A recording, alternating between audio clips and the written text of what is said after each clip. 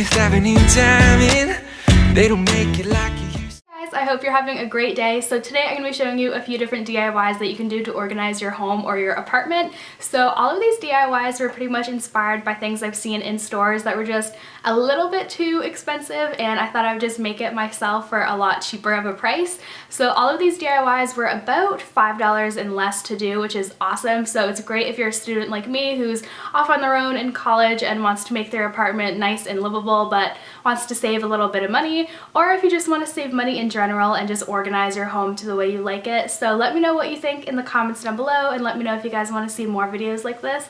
So I hope you guys enjoy, and let's get started.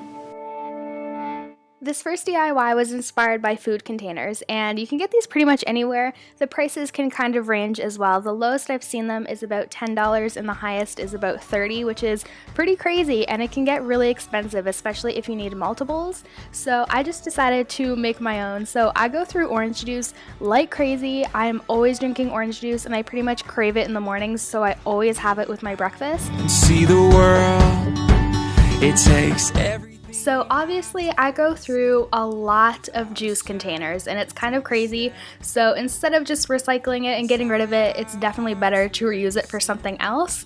So all you have to do for this is literally clean it out, make sure it's all dry and the orange juice is actually out of the container, and then peel off the labels.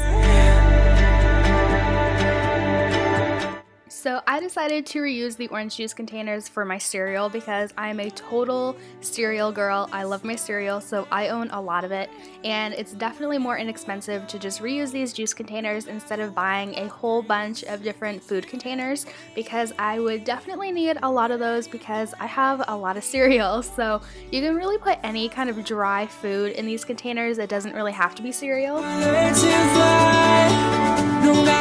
So that's it for the very first DIY. It didn't cost us anything, and it kind of looks really cute in the cupboards as well.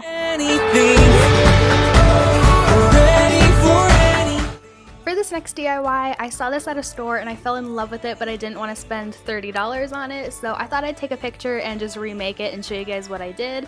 So all I had to do was buy a wooden box, and I got this one from the dollar store. As you can see, it was $3, and I also picked up some paint from the dollar store as well, and I just painted the whole box. You can paint your box whatever kind of color you want, just to match your room or whatever kind of color scheme you're going for. If it takes for I did about 2 to 3 coats of paint just to make sure it was really opaque. So after the paint's all dry, it really didn't take that long. I'm just gonna add some stickers to the glass part of the box, and since this was from the dollar store, it's actually a plastic top, but nobody needs to know. So I just reused some stickers from a previous project, and I wrote first aid on the top because that's exactly what I was gonna be using this box for. But you can literally put anything in this box that you want. You can put your jewelry in it, or some nail polishes, or even your makeup. no matter what life brings, if it's you and me, we're ready for it. And that's it. That DIY was super simple, and it definitely felt a lot better to pay about $5 to make this instead of $30 just to buy it. We're ready for anything. And this final DIY wasn't really inspired by anything that I've seen in stores, but it was super easy and really inexpensive to do, so I thought I'd just show you guys how I did it. So the first thing I did was I started off with a frame that I had, and I just kind of wanted to switch it up a little bit, so I just took everything apart. And then I just pulled out this package of random patterned paper that I had. I got this from Michael's for about $3 or less. I think it was actually on sale, and it was super cheap.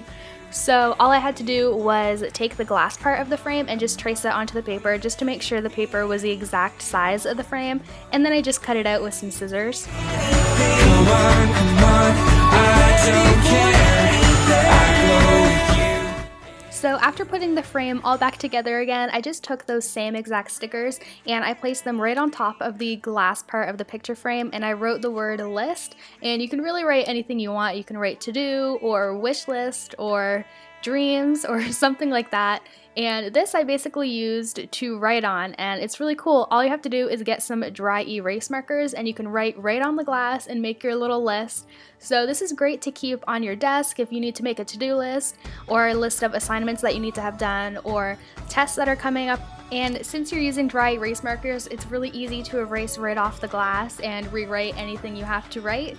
So I decided to keep mine in my kitchen actually as a grocery list, which I thought was perfect, and it just keeps everything really nice and organized, and it also looks really cute.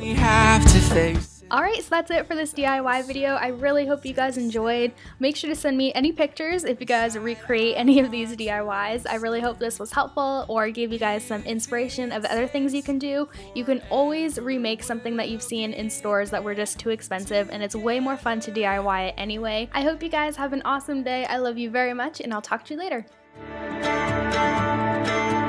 I'm winding along this road, not knowing where it will go. No matter what life brings, if